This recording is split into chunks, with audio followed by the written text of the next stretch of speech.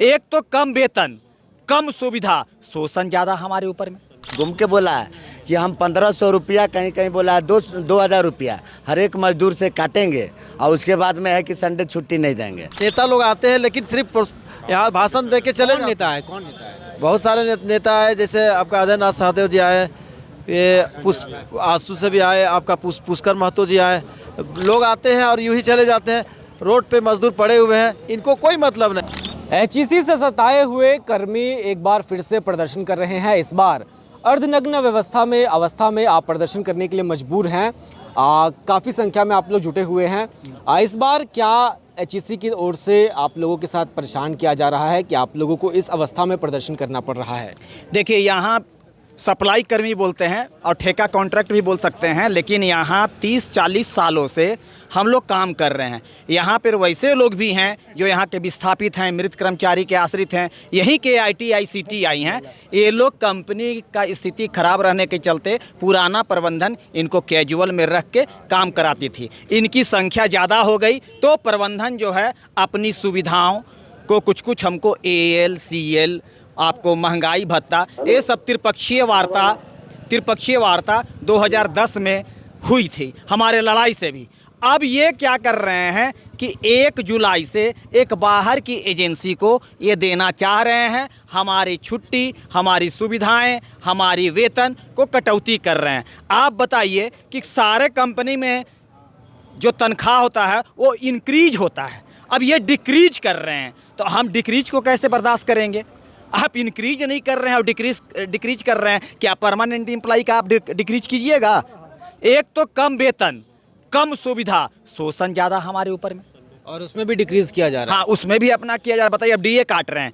DA हम लोग 2010 में लड़ाई लड़े थे, त्रिपक्षीय वार्ता, आराधना मैडम के उस समय में लेबर कमिश्नर थी, उनके साथ में त्रिपक्षीय वार्ता हुई थी जिसमें सारे सुविधाएं हम लोग को मिला था। अब ये उतने बड़े बड़े अधिकारी का भी लिखा पढ़ी को ये दरकिनार करके हमको ठगना चाह रहे हैं। तो अब बताइए कि DA जो हम लोग को मिला था, उस समय में हमारा 5000 तनख्वाह था, आज हमारा DA लेकर 20,000 हो गया। 1000-1200 हर एक साल में ये गरीब मजदूर को बढ़ता है। अभी DA को नदारत कर देंगे तो फिक्स टर्म हो गया ना।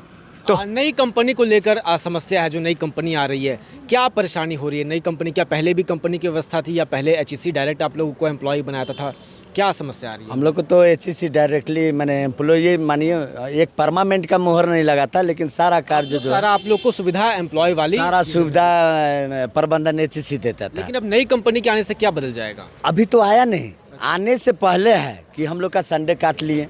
DA जो मिलता था 6-6 महीना पे, 7 दिन छुट्टी, 7 दिन का। हाँ, वो कह रहे हैं कि संडे नहीं मिलेगा। ठेकेदार घूम के बोला है प्लांट के अंदर में, जो नया ठेकेदार आया आउटसोर्सिंग वाला, उसको जिसको भी वर्क ऑर्डर हुआ वो घूम के बोला है कि हम 1500 रुपया, कहीं कहीं बोला है 2000 रुपया हर एक मजदूर से काटेंगे और उसके बाद में है कि संडे छुट्टी नहीं देंगे। तो नहीं देंगे तो ये काटने वाला ये धंधा कहाँ से आया? ये तो आज तक हम लोग का शुरू से नियमतः संडे छुट्टी मिलते आया है। और ये नया प्रबंधन जो ये भेल वाली यूनिट जो आई है, ये कह रहे हैं कि नहीं, नया आउटसोर्सिंग कंपनी को लिया करके यहाँ एजेंसी को, और हम लोग का सारा सुविधा जो लड़ के लिया गया है।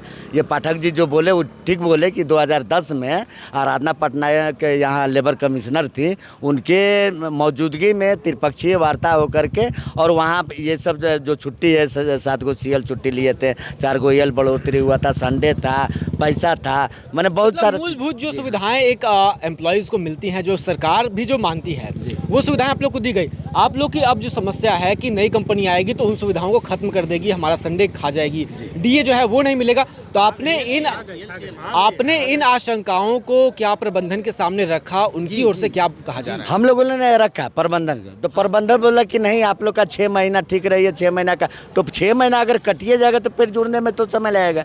अभी हम लोग क्या मतलब 6 महीना, ये जो नया टेंडर वर्क ऑर्डर हुआ है, आप लोग घुसिए। अच्छा। और ये वाला जो है वो संडे छुट्टी चाहे ये सब कटवाइए। अच्छा। और उसके बाद 6 महीना के बाद में अगला जो वर्क ऑर्डर होगा उसमें सुधार होगा। बताइए, ऐसा कहीं प्रबंधन को बोलना चाहिए? ये तो साफ मैंने आग लगाने की बात कर रही है प्रबंधन।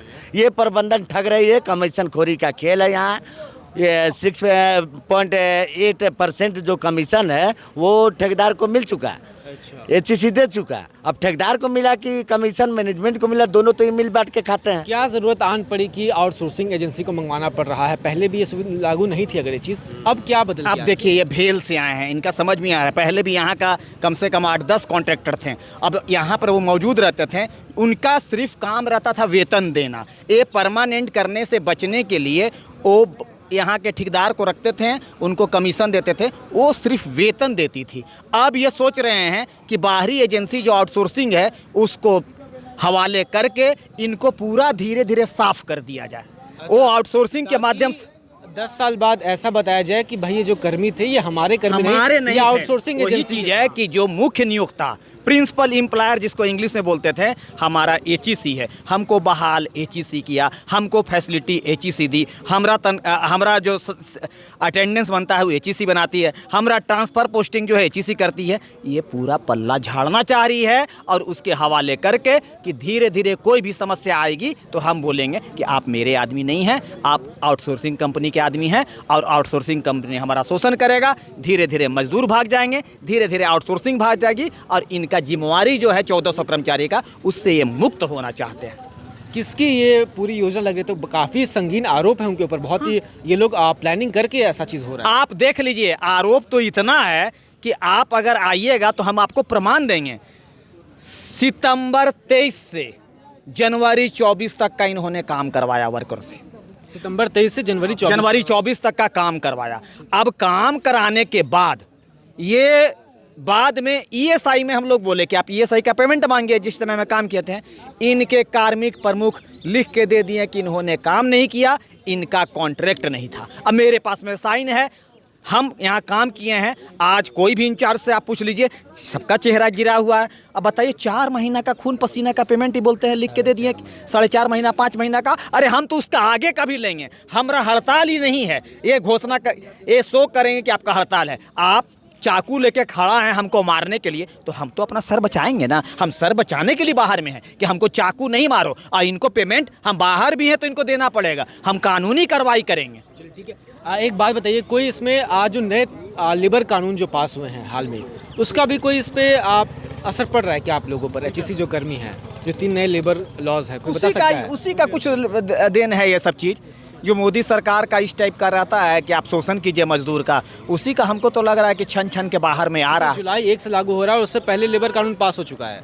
उससे पहले लेबर कानून पास हो चुका है। उसी के खिलाफ में देखे होंगे अंतर्राष्ट्रीय हड़ताल हुआ था 19 तारीख को। आप लोगों ने किया ही था यहाँ पर?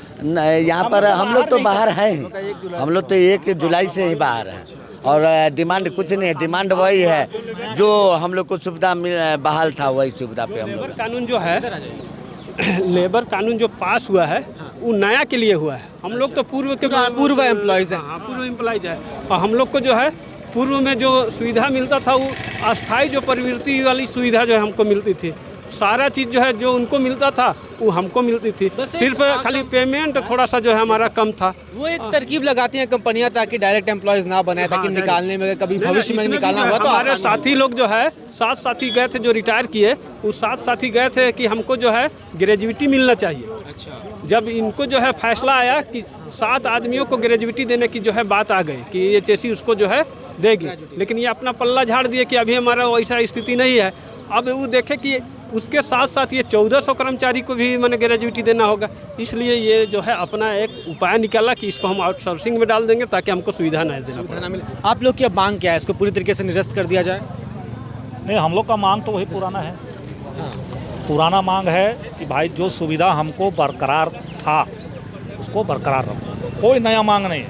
नहीं, बदलाव नहीं चाहिए, जो कोई बदलाव नहीं चाहिए। था उससे लोग खुश हैं। जो 18 को AL छुट्टी था, 7 को CL छुट्टी था, पेड हॉलीडे था, पेड संडे था, वो बहाल कर दो। हम चलेंगे, सारा मेकअप कर देंगे। जितना भी उत्पादन का भी क्षति हुआ है वो 10 दिन में हम लोग क्षतिपूर्ति करके दे देंगे। क्या नाम हुआ आपका? मेरा लाल विकास नाथ साहब। आपको भी कुछ कहना, बोलिए। मैं जिस तरह आज केंद्र अंधी और गूंगी सरकार है, आज मैनेजमेंट भी अंधी गूंगी मैनेजमेंट बन गई है। क्योंकि हमारा मजदूर 1 जुलाई से लेके आज 21 दिनों से रोड पे पड़े हुए हैं, लेकिन इनको कोई मतलब नहीं मजदूरों के। मजदूर रोड पे पड़े हुए अदनक प्रदर्शन कर रहे हैं। आया 21 दिन में मिलने के लिए कोई भी? 21 दिन में बाहर से लोग नेता लोग आते हैं, लेकिन सिर्फ यहाँ भाषण दे के चले कौन नेता है, कौन नेता है? बहुत सारे नेता है, जैसे आपका अजय नाथ सहदेव जी आए, ये आसू से भी आए, आपका पुष्कर महतो जी आए। लोग आते हैं और यूं ही चले जाते हैं। रोड पे मजदूर पड़े हुए हैं, इनको कोई मतलब नहीं। यहाँ सत्ता पक्ष कोई नेता है क्या? खिचड़ी के विधायक उन्हीं का क्षेत्र है ये? खिदरी का विधायक राजेश का सबसे बात हुई है, लेकिन अभी तक वो नहीं पहुँचे। नहीं पहुँचे हैं। मेरा कहना है कि इन जो मजदूर 30-40 सालों से एम्प्लॉय के साथ, जो अंदर में एम्प्लॉय और एक सप्लाई, दो तरह के वहाँ काम करते थे। जो हम लोग सप्लाई थे एम्प्लॉय की तरह ही थे, लेकिन ये हमेशा ठगने के काम किया है। चूँकि के साथ दोहरा नीति अपना रहा है। अपना नाम बताइए। मेरा नाम मुश्ताक आलम है, HMBP। चलिए शुक्रिया मुश्ताक। तो देखिए आज जो कर्मचारी हैं, इनकी परेशानी यही है कि जो नया कानून 1 जुलाई से जो लाया जा रहा है HEC की ओर से, उससे इनको आशंका है कि जो आउटसोर्सिंग एजेंसी इनको अब हैंडल करेगी वो इनके साथ दोहरा व्यवहार करेगी। क्योंकि पहले HEC के अधीन ये आते थे, HEC में इनको तमाम सुविधाएँ मिलती थी जो कि एक आम परमानेंट कर्मचारी को मिलती है, लेकिन अब आउटसोर्सिंग एजेंसी के आ जाने से वो सुविधाएं हो सकता है कि मिलना बंद हो जाएं। तो इन्हीं मसलों को लेकर पिछले 21 दिन से लगातार यहाँ पर आंदोलन कर रहे हैं, अपनी मांगों को लेकर यहाँ सड़क पर उतरे हुए हैं। लेकिन जैसा हमने इनसे बातचीत किया कि अब तक सरकार की ओर से कोई इनसे वार्ता करने नहीं पहुँचा है। हालांकि कई नेता यहाँ पहुँचे हैं, लेकिन सरकार की ओर से अब तक इनसे मिलने कोई नहीं आया है। शुक्रिया।